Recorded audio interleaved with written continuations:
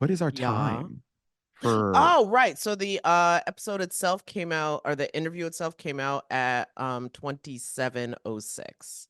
Okay, let me just look that over then. I could Because I find. forgot I had a false start at the beginning, which I pulled up, excuse me, for a blooper, which I'm going to use for. There's so much, like, I've been trying to really, like, in addition to everything else, like, pull out more social media clips because I stopped doing it because I got overwhelmed. And I'm trying to get back to that so that I can relaunch the individual pages and then just start dumping all of this stuff there. Just find Just more one work to do sheets. because there isn't enough work to do. All right, well, let's start the show. Hi, I'm Jenna, And I'm Dom, and we're both award-winning journalists. who've recently been laid off. Our industry is experiencing a seismic shift, and it's shed a lot of really good journalists. So where does that leave us? Well, we're definitely laid off. And we're looking for new jobs, looking for what's left of the industry, and what to do next. And we're looking at all of it. So if you're a fellow laid off journalist, a working journalist, or someone who admires the craft, we're looking to build community. Develop new skills, and try to figure out what just happened. Welcome to Laid Off and Looking.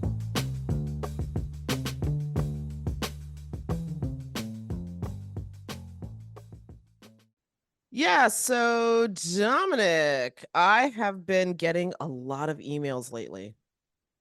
Oh, do tell. Yeah, well, they're not like fun emails. They're like rejection emails. So, Oh. so as per the requirements of the Department of Labor, to prove that I am making an effort to get a job in the most, and what in my opinion is the most futile way possible, and that is applying for jobs. Because at this point, I think most people understand applying is not how you get jobs. Like connections, relationships, all that other Right, stuff. Also, being in the right place at the right time, that's how you get a job, not right. through applying. But whatever, unemployment's like you have to apply for jobs. So I do that. And I will say it's nice that I've been getting rejection letters simply because at least you read what I sent you or you're acknowledging that I applied. A lot of Hmm. them are boilerplate. So again, maybe the AI bot went through my stuff and was just like, no. Um, but yeah, so I've been getting quite a few responses that are just like, you know, no. And I don't know, like Well, how does what? it make you feel? I mean, I listen. I've gotten my fair share, obviously, and I'm not Well, I mean, first working of all, right now this is a either. definitely a kind of business where you have to have a thick skin. It's just, I guess what it is that's weird for me is that there was a time where this much rejection would have started to send me into a spiral and oh my God, and maybe I shouldn't be doing this, and I'm on the wrong track, and what have I done with my life? And oh my God, let's start all over again. And now, I'm just like, that wasn't the job for me. Yeah, I think especially at this point, like you were saying, in our careers, but also in this market, you understand there's a lot. I mean, either some places have, I mean, as we've discussed before too, some jobs like you see are put on their job ads put out there, but then sometimes they're not hiring actually. Or they're It's hiring internally. or they're hiring internally, or And you sometimes legally have to put those jobs up, even if you already know who your hire is. exactly. So it can be frustrating. I had seen something on LinkedIn where it was someone was saying they had a good interaction with a company.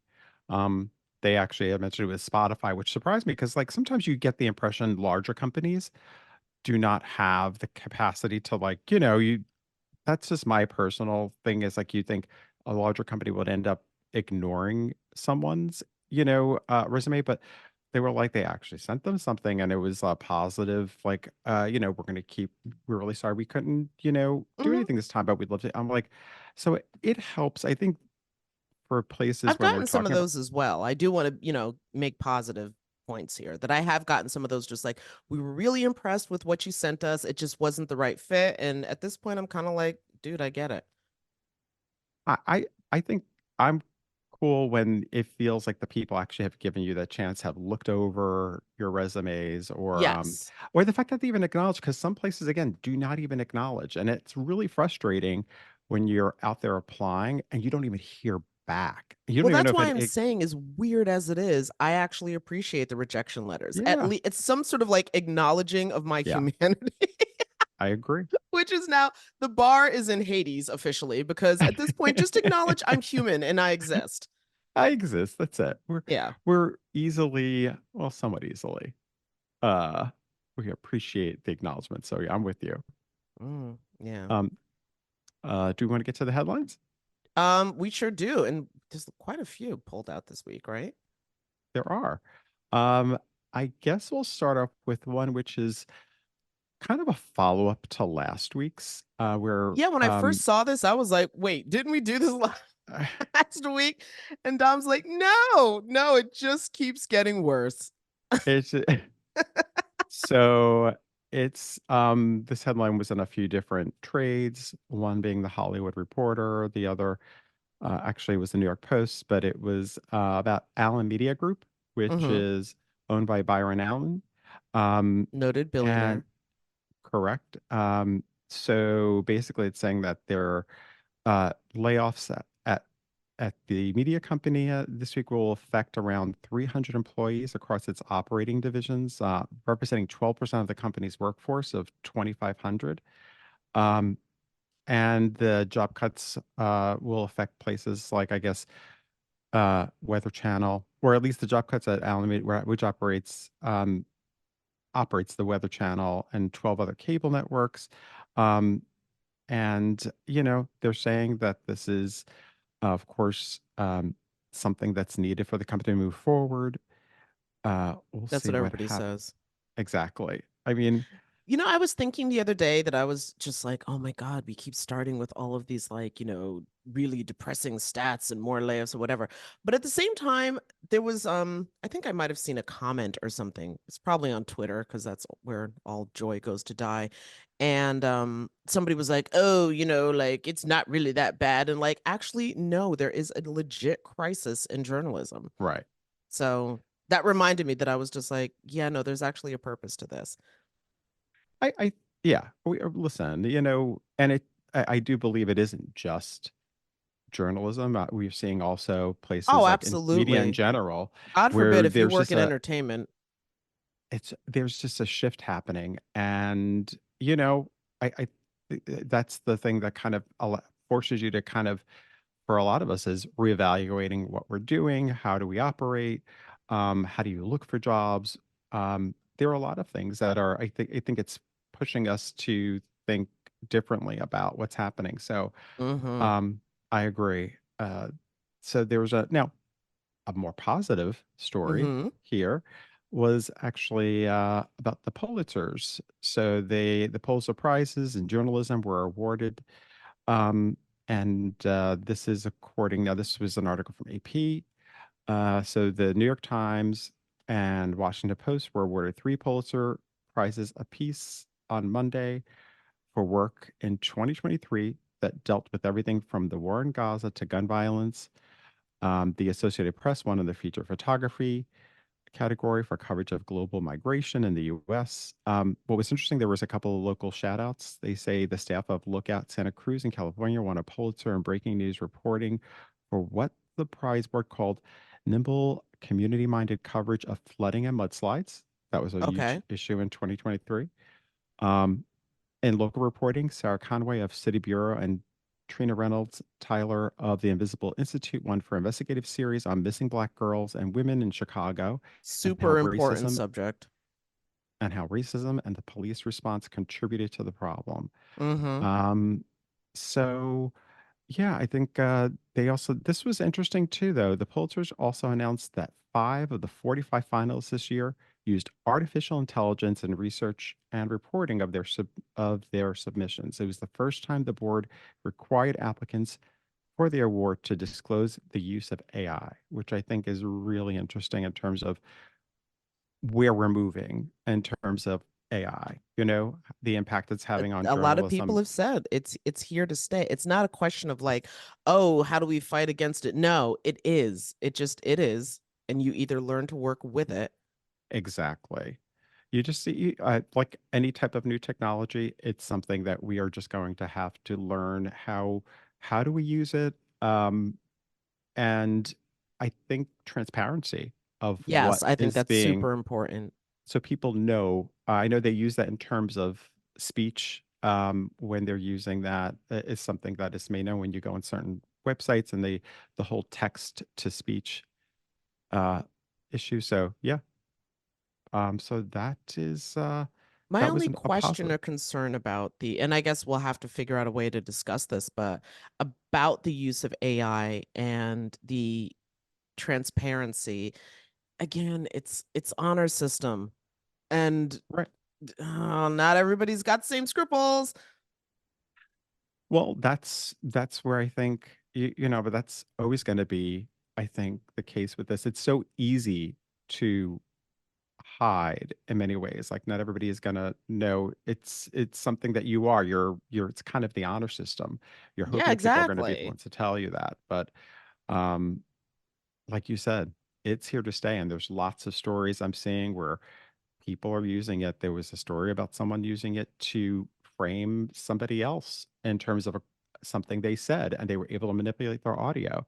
Um, but The this is urge what's to get happening. over. Anyway, I know. one last headline. This isn't so Yeah. much of a headline. It's more of a shout out and a super congratulations. So, of course, I had mentioned before that the radio reporting that the kids were doing, or excuse me, the young adults, Yes. the student journalists were doing at Columbia about their own community was absolutely stellar. Well, they have gone even further, and the Columbia Spectator, the student newspaper, it partnered basically with New York Magazine, and they did a full, like, they got the front cover and a full spread about art called Our Campus, Our Crisis.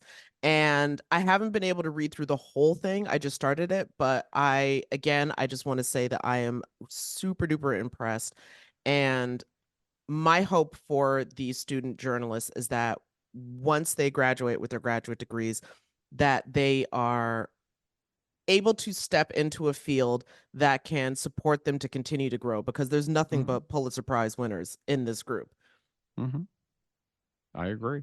They did a great job. I was listening to their some interviews they posted online. It was just really solid journalism Yeah. and committed for it. So totally. All right. Well, anyway, All right. pew pew pew. Go Columbia.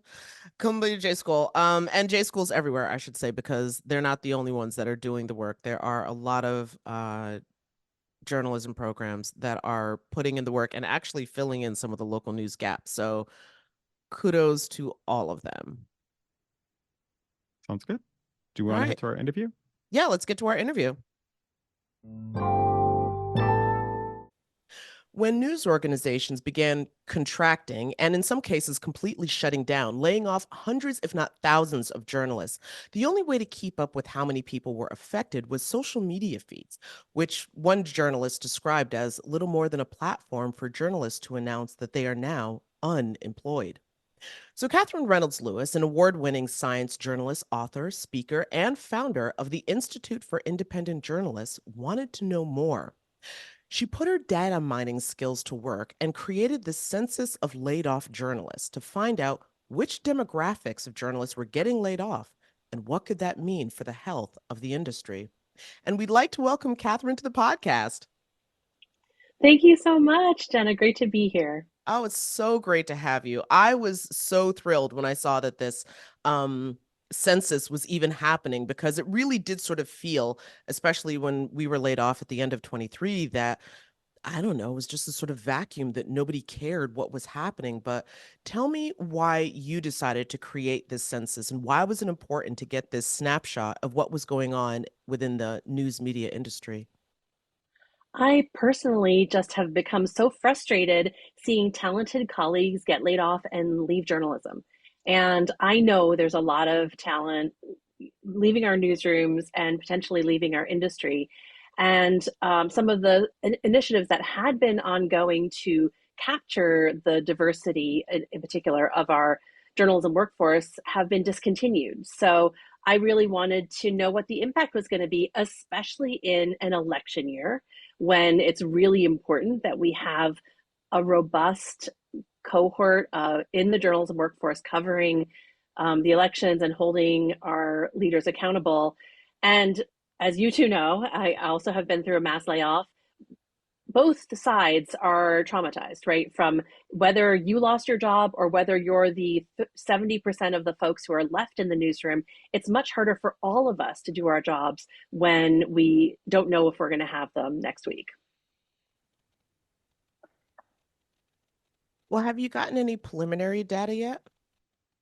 We've received about 170 responses. We're hoping to do a full analysis next month. So would love for more journalists who are laid off or bought out to answer the survey. It's only about 5 or 7 minutes long. Or if you know someone who was laid off, please send it to them. We have noticed that the biggest single chunk of folks leaving in terms of trends is sort of that early to mid career stage, people with 5 to 15 years of experience who are in that sort of sweet spot of your career where you know what you're doing, you're good at your job, and you're really in the trenches. You're not quite in management or upper management. So you have a lot to contribute. So that's the part that concerns me just preliminarily, that we're losing this really valuable swath of journalists. I mean, Catherine, what do you think is like, what's the impact of what you're learning so far? Like, when you say that, like, what's the concern with that? What implications does that mean? Well, for me, it just feels so urgent because I've been a journalist for 20 years and I've just seen wave after wave of layoffs. And every time a group of people leaves a newsroom or leaves journalism, we're missing them, right? We miss their talent, we miss their institutional knowledge. And in a particular newsroom, we count on those folks who are either senior reporters or junior editors, often, who are mentoring and advising the folks who are coming into news organizations. And it's a lot of these informal ways of sharing knowledge and sharing best practices are going to be missing from our newsrooms. And I know when I was an early journalist, I learned so much from sitting in a newsroom next to folks who were 10 years ahead of me or 15 years ahead of me in their careers. I heard their phone calls with sources. I got to observe how they did their jobs, how they negotiated with editors, the things that pissed them off, and that's the kind of intangible knowledge you just can't convey if those people are no longer sitting side by side or in a Zoom room or on Slack with us anymore. Well, I want to kind of go back to one of the other things you were talking about, diversifying newsrooms. Is there any kind of indication of and I'm not saying that, listen, budgets are budgets and numbers are numbers, but is there any indication of how many journalists of color are being basically forced out or pushed out? Well, there's been really great reporting on particular cases. Like what comes to mind is the Los Angeles Times really having a huge impact on their, affinity groups of Black and Hispanic and Asian journalists in that newsroom. So I think there's a lot of case studies that already have been well covered. So far, we haven't done a deep dive into the racial diversity, but it seems like one of the things that gives us some confidence in our data is that we're seeing results that kind of mirror the general demographics of journalists overall. So that helps us believe this is a somewhat representative sample, although it's sort of early yet. 20 years ago, when I was the DC chapter president of the Asian American Journalists Association, my colleague Mei-Ling Hopgood started a survey of the diversity of Washington, DC newsrooms. And at that time, I thought, oh, this is so great. We're going to be having real data. And, when newsrooms, put these accountability goals out there, we'll be able to hold them accountable, such as, at one point, the News Leaders Association wanted to have the demographics of journalism newsrooms to be the same as the demographics of this country by 2025. That would be next year. So we're not at that goal, and it's sad to me how few initiatives like that have come up over the years. Although I would certainly point to the Levers survey by Carla Murphy, which gave a really in-depth qualitative picture of why Black journalists in particular leave newsrooms, and Meredith Clark's work with the now called the News Leaders Association on surveying newsrooms. It's a voluntary survey, so unfortunately they were forced to discontinue it in 2018 because they weren't getting enough results from newsrooms to have statistically significant results. So I see all these initiatives that when they came out, I thought, oh great, we're finally going to have some good data on demographics in our newsrooms, and not just race, but all the identifiers and the social identities that we would want to know about.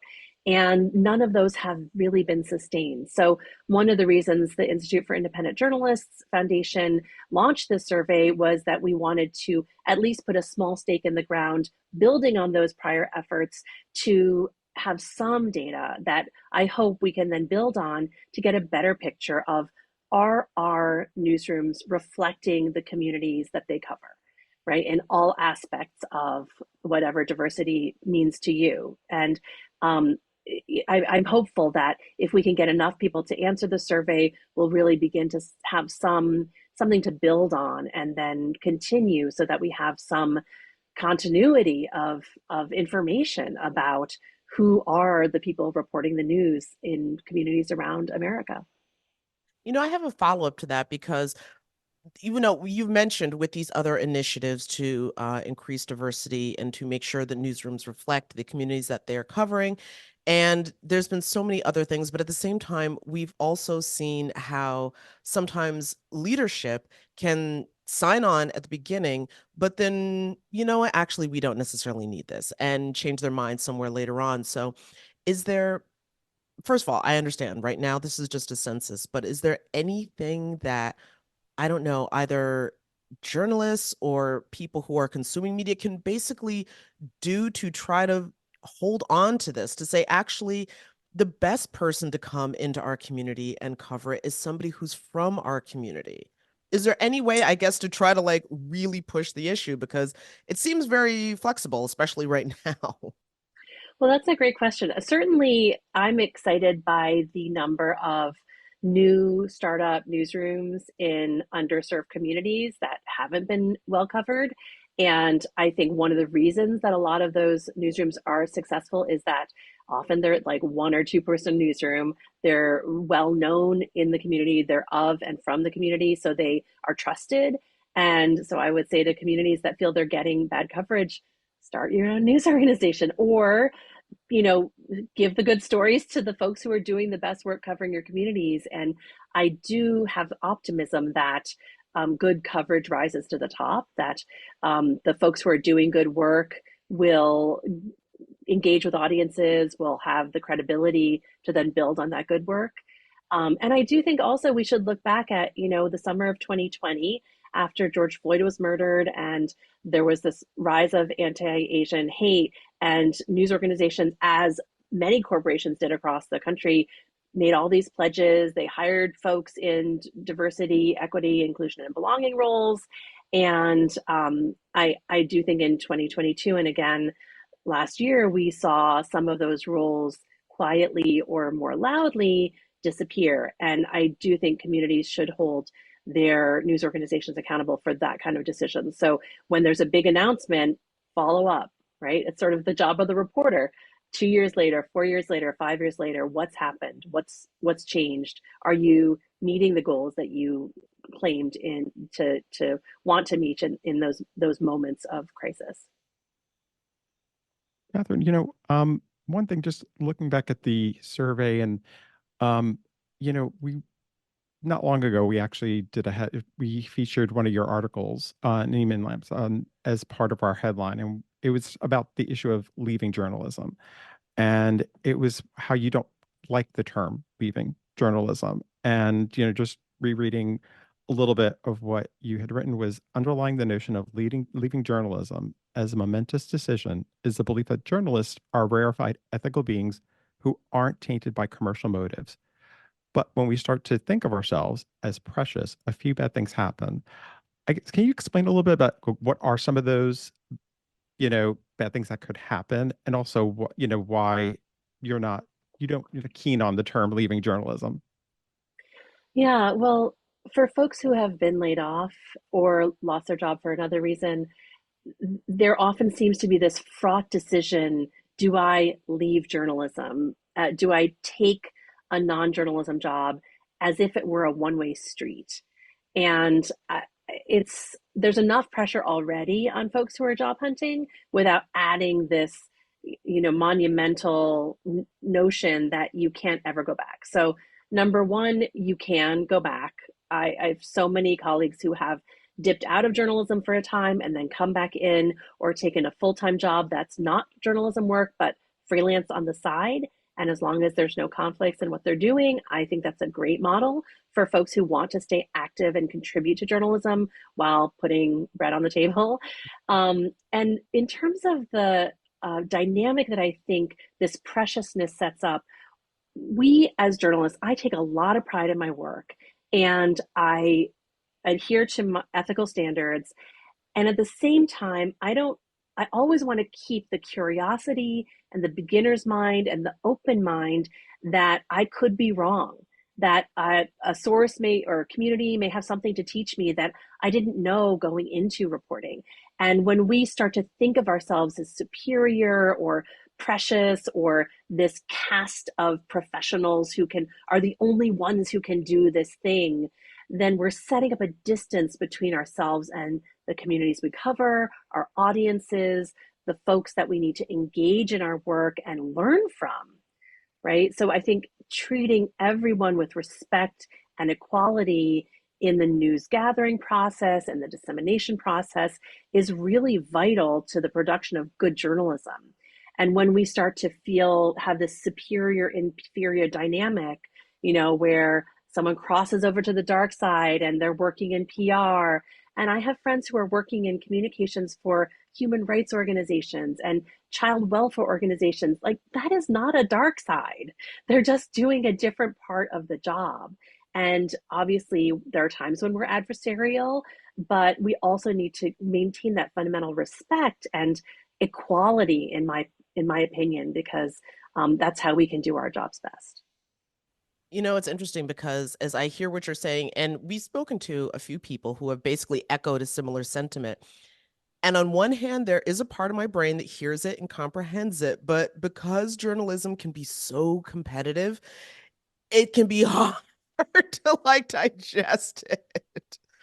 It's just one of those weird, I guess, balancing acts of the career path. But I also did want to go back and ask you, going back to the census, for someone who maybe they haven't heard about this, maybe they've seen it online or something, but they're like, I don't really know. Like, one of the other things that we've also talked about is the fact that we treat unemployment as if it's a 4-letter word. So sometimes people don't want to engage in anything that further underlines this godforsaken situation that they're in. How would you convince somebody, or what would you tell a journalist who really should help, boost this census and participate, but is maybe feeling on the fence because, like, this is enough that I've been laid off. I really don't want to talk about it. Right. Well, first of all, I wouldn't want to pressure anyone. I would say, please bookmark it, come back to it maybe when it's a little less raw. But honestly, I think the best words come from the folks who have already responded. And we had so many notes at the end of the survey saying, thank you for giving me a space to share my story. Thank you for trying to help us understand what's happening to our industry better. And I think all of us who love journalism see we're in a crisis right now. The business model is broken. News leaders do not know how to fix it. There are very few news organizations that can confidently say, I'm stable, I know where my revenue streams are going to come for the next 3 years, much less 10. So this is a small effort that I hope everyone can contribute to give us a little bit more information that will, I hope, make journalism stronger, better, more durable, and more diverse and more representative of the communities that we're seeking to cover. So, and now, Catherine, where can people find the census? Like, where is it that they can find this? And we'll be sure to On include it in our our census form, and we'll be sure to Yes, include it on yes, our notes. our website, the Institute for Independent Journalists, is iij.com. And if you /census, that will be the easiest place to find it, or all of our social medias. And we also, have a ton of resources for freelance journalists. That is our core mission, is the emotional and financial sustainability of independent journalists with a focus on journalists of color. So for folks who have been laid off and want to know how to price a gig, or they get offered something and they don't know if it's a good rate, we hope to serve you as well. We've got lots of free webinars and resources on the website as well. And just getting back to what Jenna, you said about competition and how competitive this industry is. As a science journalist, I love the huge body of research that shows we are at our best when we are tending to our own needs, physical, emotional, spiritual, when we are at our best, job hunting or doing our work or being with our family or pursuing our interests, is when we're getting enough sleep, when we are giving ourselves breaks and rest, when we are treating ourselves with self-compassion rather than insecurity or that edge of like, oh, if I don't take this, someone else will, they'll get ahead of me. And I think there, again, I would say that in capitalism, leaders of big organizations have an incentive to make us feel insecure and desperate and needy, but it's not what's right for us. So whatever we can do to fill our own buckets, and that is time away from the job hunt or whatever, that's good in the long run, because this is a marathon. We are information workers. I hope we will all be at it for 70, 80 years, at whatever pace we want to be. And so we need to pace ourselves and fill ourselves up, since this industry isn't necessarily going to do it for us. It's Fair interesting you enough. bring that up though, Catherine, though. Like, what about for people who are so identified with being journalists? Because that's a part of this job, is the fact that we are so passionate and we are so invested in telling these stories. So sometimes when you could hear, yes, we can just choose another job, try something else, but sometimes that can really hurt because you're like, but I have a voice, I have something I want to share. So how do you address that part of it when it isn't just like, it's more of like it hurts to not be the person telling that story?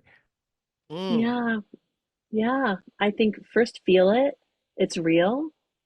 It's okay to feel that loss, and it may have to look different in the future for you or for a time, right? We have phases in our career. And if that's something that was really valuable to you, you don't have to shed that identity. When people introduce themselves to me as a former journalist, often after I hear a bit about what they're doing, I say, sounds like you're still doing journalism. Maybe it's internal journalism, maybe it's storytelling for an organization, maybe it's providing information to your community as a volunteer. But in some way, it seems like you're still connected to those values. And I don't think you need to take off that mantle of journalist unless you really want to.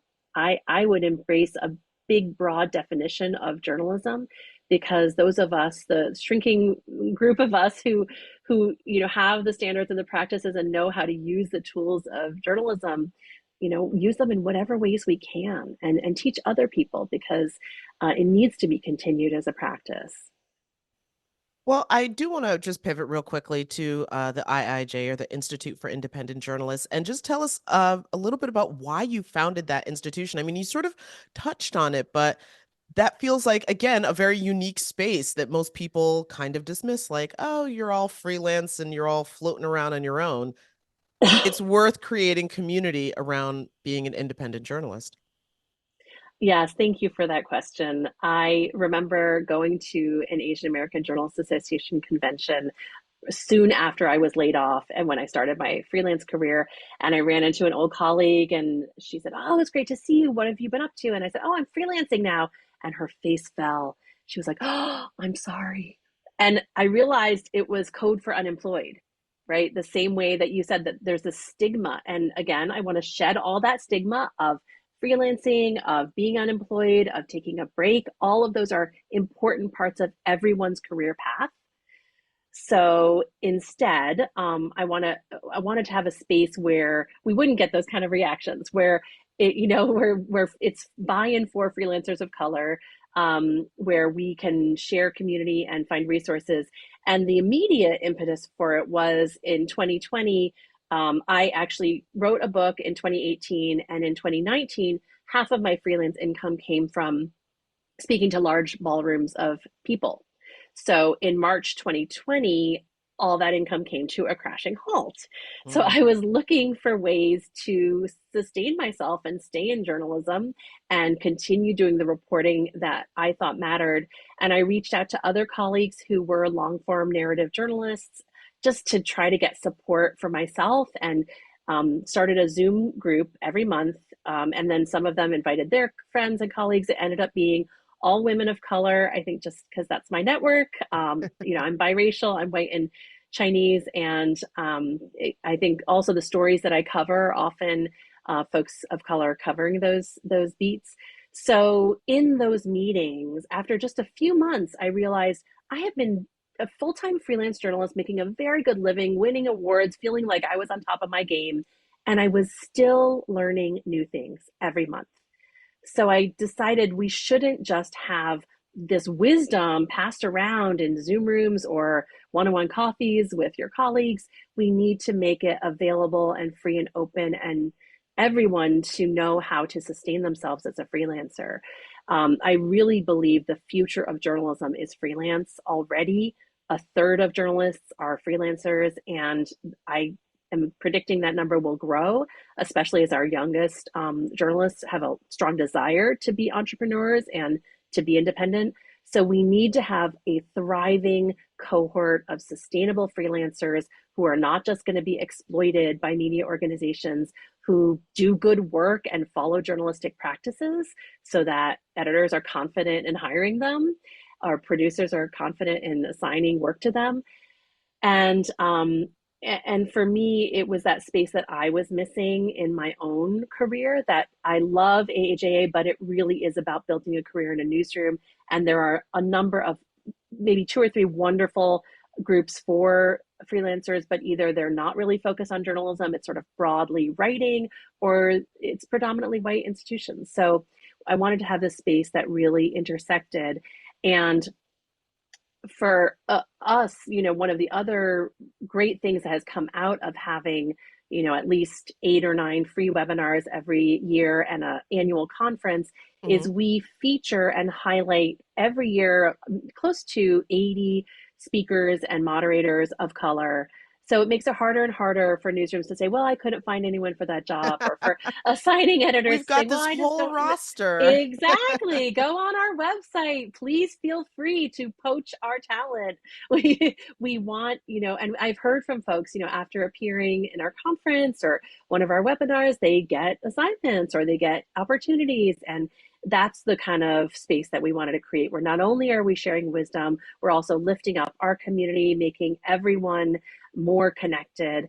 And myself, after 15 years as a full-time independent journalist, people think it's the finances that's hard, but it's really waking up every morning and making the magic happen yourself, and looking in the mirror and saying, I'm smart enough, I'm good enough, people like me.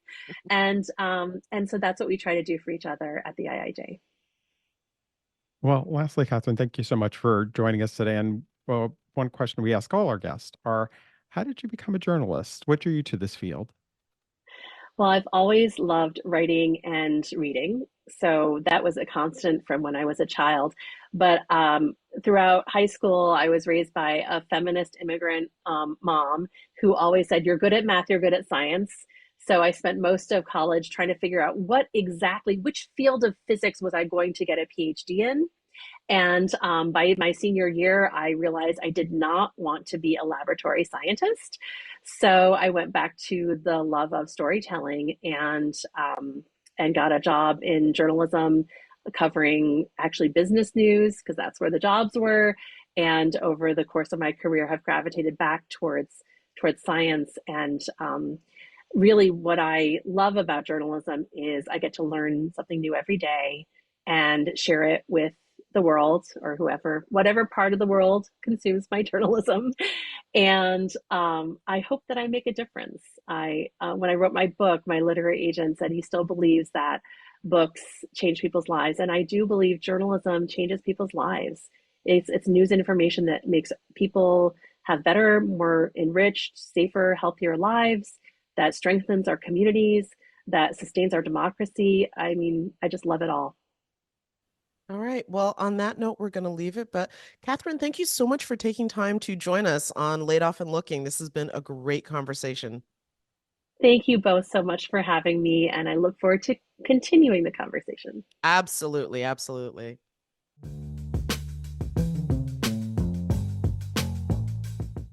Okay, so Dom, this week I've got a spotlight. And even though I know that we have said that we're not going to do everything about our own backyard, New York City, it's sometimes hard. There's a lot of news here. Yes.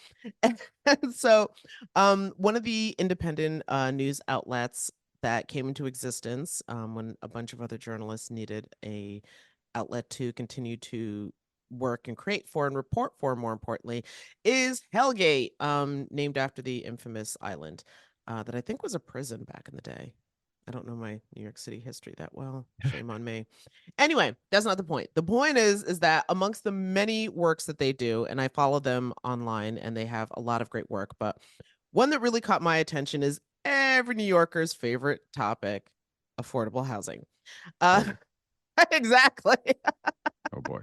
Go Or ahead. the lack thereof. Yeah. Um, yeah, and this, by the way, I know that this applies everywhere, but it is like if you go to any sort of social gathering of New Yorkers, I guarantee the conversation is going to turn to housing somehow. Oh, for sure. Yeah. Anyway, so Hellgate did a report why affordable housing is rarely affordable in New York City. And the subheadline is: There's a need for affordable housing at a range of income levels, but let's not kid ourselves. The programs we have today don't reach most of the people who need them. Finally, someone speaks the truth. This piece is by Esther Wang.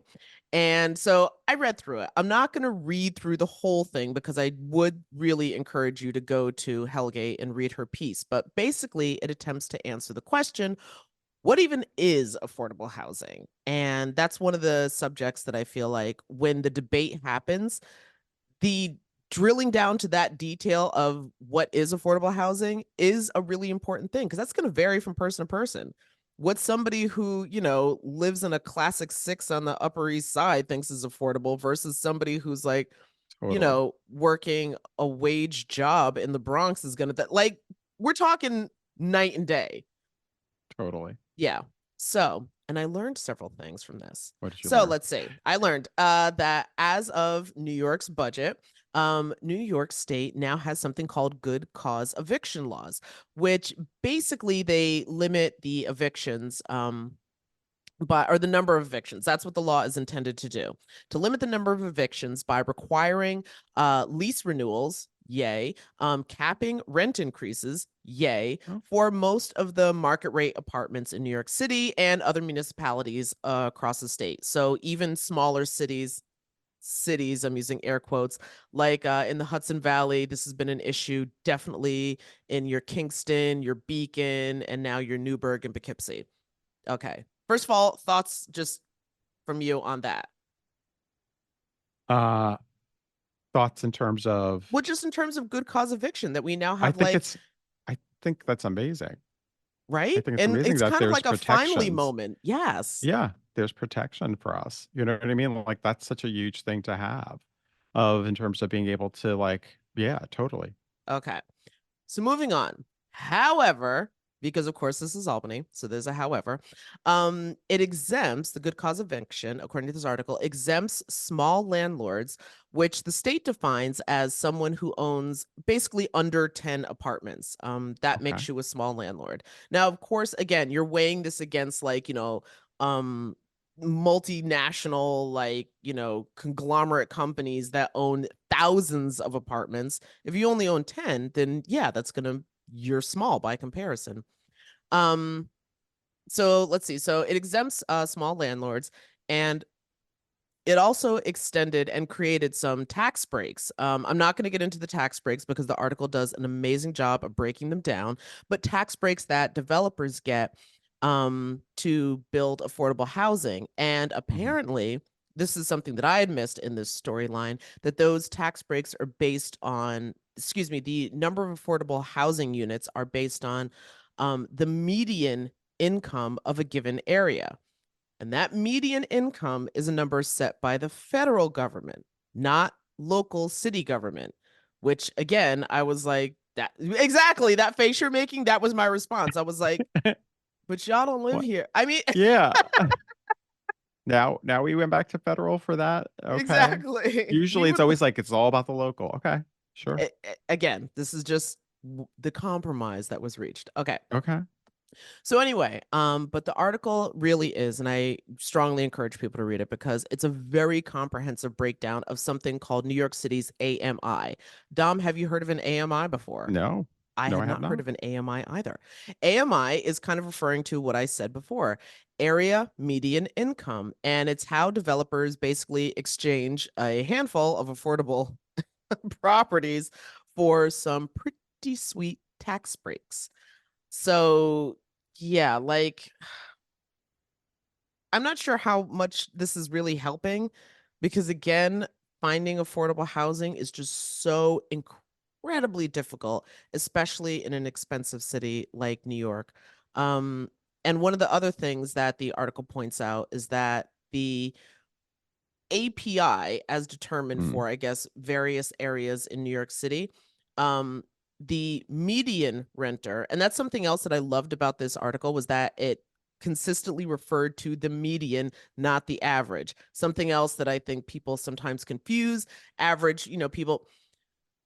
Quick math lesson. This much I remember from my early days in journalism. Okay, so average means you take all the numbers together and then you divide them by the number of like people, so to speak. So if right. you have like, I don't know, 10 people who all make like 50 to 70 grand a year, and then you include one billionaire, well, the average now Right. is going to make everybody's income look way higher. So no, no, no, no, no. The median is where most people's income is. That's more of the 50 to 70 grand. Anyway, the average renter is making about 60% of the federally determined AMI or area median income. And I thought that was really like, okay, so it feels like you're acknowledging there's a problem, but we're still Right. not fixing it. Well, you know, that's the problem where a lot of New Yorkers who, we work everyday jobs and you can't afford to live in the city. And that's why people move out of New York sometimes, move to Holla. whether it's Jersey or out of the city. Um, and your transit is now instead of like 30 minutes, you're talking about hour and a half, 2 hours. Mm-hmm. It's one thing I think where people are looking for a different way of living, but it's another thing if you cannot afford to live in the area you work in or even nearby. So that's something I think that certainly definitely needs to be addressed. I'm curious to see how this all kind of how it I mean, it feels good that it sounds good that there's some kind of they're trying something. I'm just curious, like you just said, like right there, that's a little bit of a red flag in terms of 60% of the 60%, federally yeah. determined, yeah, AMI. Just it's like, okay, I guess we shall see how that really works. I mean, okay, I Is that guess. really creating better affordable housing opportunities, or is it not? Well, exactly, I think, and that's the point is that there still isn't enough. Hmm. But yeah, Great so article. that's our That's a show great. this week. Well, thanks everyone for listening. All right, Jen, I'll Absolutely, see you yeah. next week. See you next week, Dom. Bye. Bye. Laid Off and Looking is an independent podcast conceived of and created by Jenna Flanagan and Dominic Camia. Music provided by Jay Cowett, research by Lori Ruthenbucker. Reach out to us anytime at laidofandlookingpod@gmail.com. New episodes drop every Friday at noon.